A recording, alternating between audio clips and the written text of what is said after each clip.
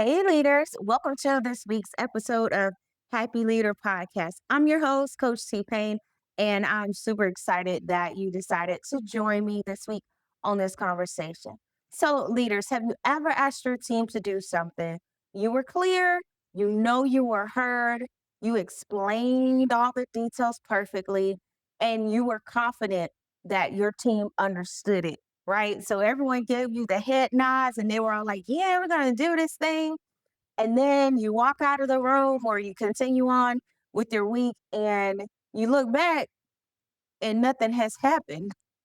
So, what is that when that happens? And it might not be that nothing has happened because I know you are leading teams that are doing the business of doing business things, but maybe nothing happened the way that you thought you communicated when y'all had the come together moment about the thing. That gap between what you said, what everybody agreed to, and then what actually happened and what your team actually did can be a source of frustration. Like I know we talked last week about the frustration that could come when you say something and you think you were heard, but turns out you weren't heard. This time we're talking about you said something, you were heard, and the execution fell through. So we're diving in today at that place where frustration can happen in your leadership journey. And it's called I call it that follow through fumble, like fumbling in the follow through that your team does. So let me share an example of how this happened in one of the experiences I had because it really shaped and changed how I think about follow through almost completely. I used to think that people are going to do what you ask them to do, and they will to an extent, but there is something about the follow through that needs to be coordinated and facilitated. And that's what we're diving into today. So at one point, I was leading this team and I was super excited. And I had the vision about rebranding this unit. I'll be honest, because that was a big ask. If anyone has ever rebranded anything, even yourself, you know it's a lot of effort. So I had a very clear vision for this team. I believed in what the organization could become.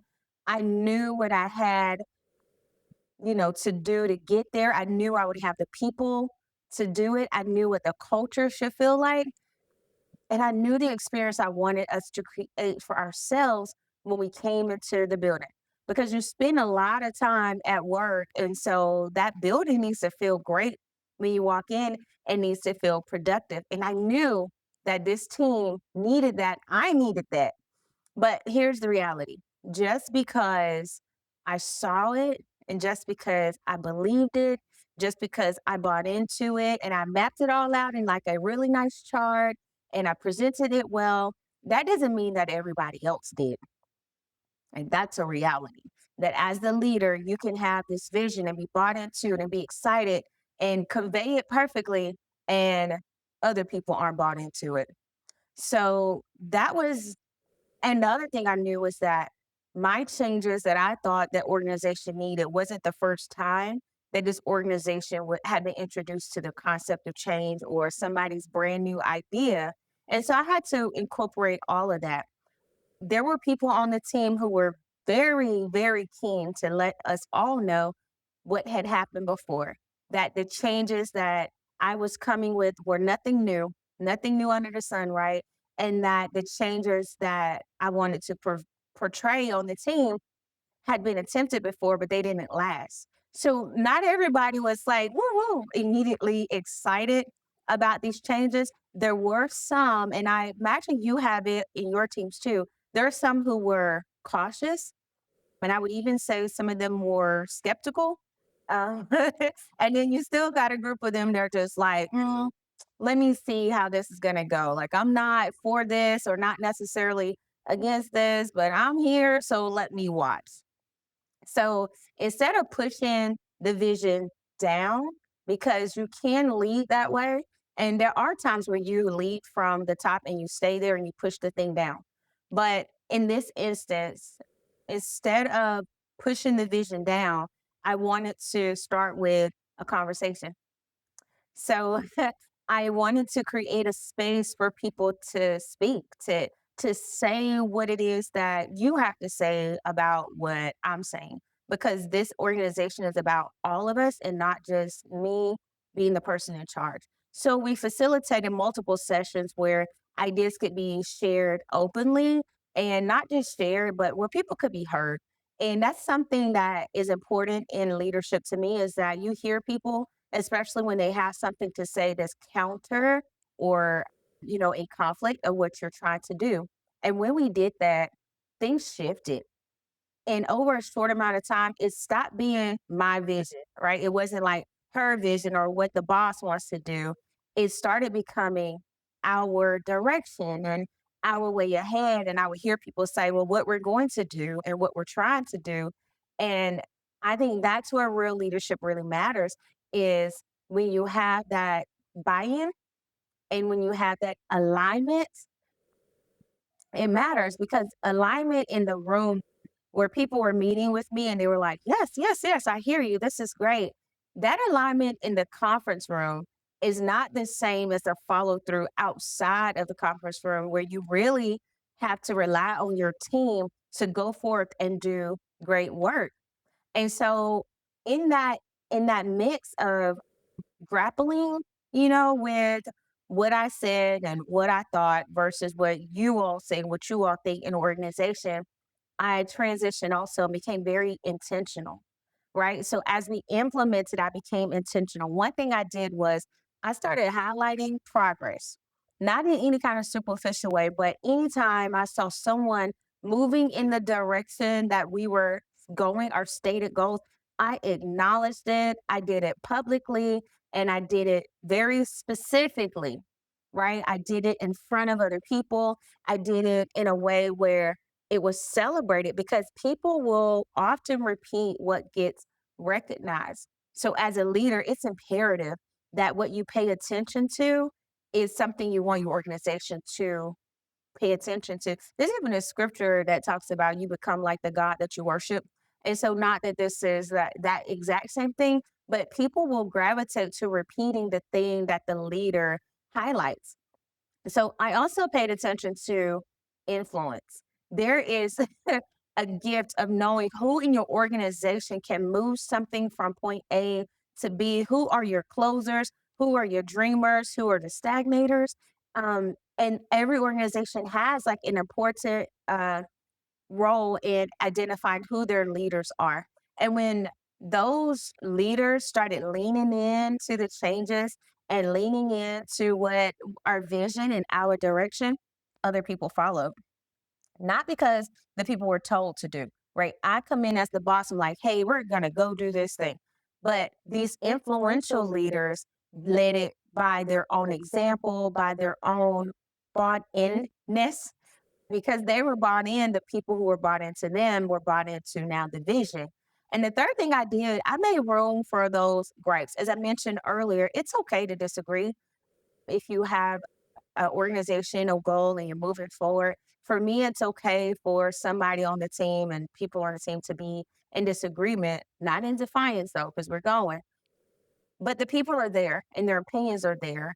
And they're gonna be the people who say, we tried this before, this been done before, and all the reasons why we're just doing the same thing we always did, but a different way.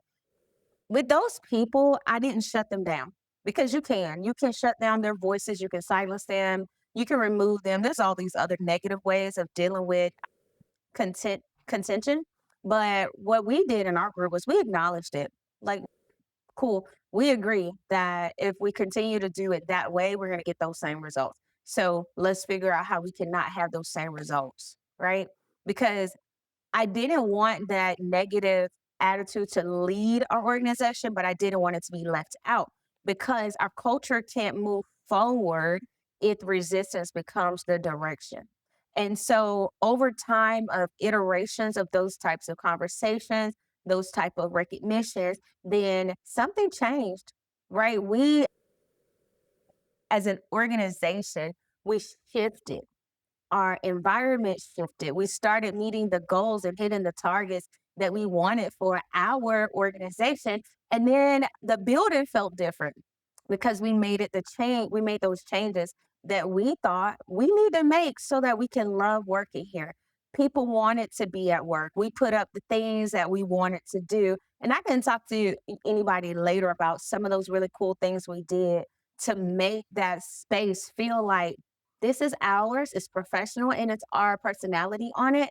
Um, but we changed it and people wanted to be at work, not because they were told to be there, but because they had helped create what our workspace had become. And so you know, that's a story that I think is worth sticking to and maybe peeling some of that back when you're looking at your own organization. So for me, when I reflect on that experience, I realized something that was really important that I try to hold on to as I continue to work to help shape organizations. Follow through doesn't happen just because you're clear. You can be clear as day, as they say where I'm from, the old people, clear as day. You can be that clear. You can have clarity. You can have the head nods of people. That's not all it takes. It happens really because people are connected. And there's actually some research that in organizational psychology that supports this. And it's funny because I will often do things and they're just intuitive or I would say inspired. And if you know me, you know what I'm talking about. But then I'll find research that support it. But there's some psychology that says that people are way more likely to follow through when there's three things that exist. And in the example I gave, we did those three things, not because I read it in a book, which is fine too, but it was just it was for me to do. So one is when people feel like they have a voice, when they feel connected to the group, and when they believe that they can actually accomplish the thing that is being asked of them. And when I think about the experience of my team and leading us through a cultural shift and changing our environment to match the culture, I realized something important about leadership and follow through. So, what I realized is that follow through does not happen, as I said before, it doesn't happen because you're clear or concise or you check all those clear communication gaps and fixes. It doesn't follow through doesn't happen because of that. That's necessary and it's a great first step. But follow through happens when we as leaders are intentional about how the execution is built. And I started to couch this follow through philosophy, I guess we'll call it, into four different parts or four different stages. Maybe they're more like stages because they do kind of build on each other. And the first one is inviting ownership. When people are owners of a process, then they become the champion of the process. And if they're the champion of the process, they help create it. And what they help create, they will help facilitate.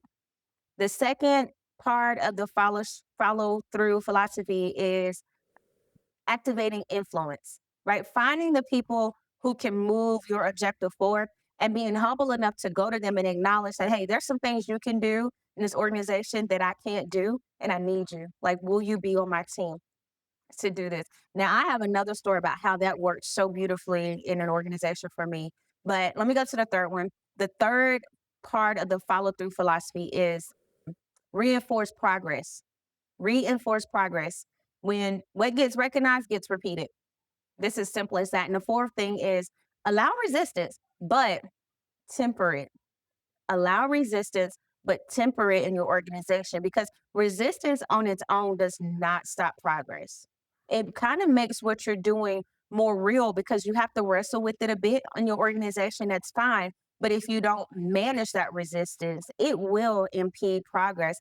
And then you will have the issue of now shifting your focus to undoing what the backwards work that negativity and that unmanaged resistance brought to your organization, you know? So here's something to think about because we're all about improving ourselves as leaders, growing in this leadership journey. So I want you to think about this. Where in your specific leadership experience are you experiencing some follow through fumbles, right? Where you've given people everything they need to execute. You've navigated what needs to be navigated. You set the policies in place, or you might be on the team that's the follow through team, but you didn't help them with these four things that I mentioned, especially ownership. If they feel like it's yours and not theirs, then they're gonna maybe not give it so much follow through effort, right? Because people rarely follow through on what they're told, even in an organization that's built in a hierarchy. People follow through what they believe in, right? So it's with your heart. You have to l- get the buy in from people's heart and get them bought in their believing that this is right and this is good and we can do it. Because if you treat follow through like only a compliance issue, you're only going to get compliance. And follow through is really more about leadership design. It's not just about I'm a boss, do what I say. It's about how did I design my leadership so that you will buy in, so that you will have ownership. And when we get that right as a leader, the execution becomes so natural. Your organization starts to follow through on things that you might have mentioned and you might have put it on the back burner, but because they're brought in, they are pushing a thing forward. So, as leaders, let's take time to examine our own follow through philosophies. I remind us to be intentional about how we encourage follow through on our teams. Consider that instruction without influence is just noise. And the people that you're leading have a lot of noise going on around them. They don't need you to add to that noise. And so we are better leaders than just adding noise to our teams or just saying words without giving the subordinate support of ownership and letting them believe or giving them something to believe in than that, right? So, as leaders, let's make this our goal that if we are given direction, that we're going to give all the other components so that our team can follow through. Because the first part is to get their agreement, the second part is to prepare them to follow through. And then the third part is to reap the rewards of an organization that is thriving and succeeding and everybody winning. So, if this conversation has been helpful to you, before you like, share, or subscribe, I really would rather you have a conversation with your own leadership team about this topic. There are a lot of nuggets you can pull from this to have your own, maybe like quick lunch and learn, or the episodes are short enough where you could play them and go through them with your team. And you could pick apart some things that I'm saying to see if it applies. Do you have a counterpoint? Is there something that we're talking about here that does not work for your team? Because as I've given you a template of my example of follow through, there are other templates of different ways to encourage follow through and to really get your team from start to the finish line.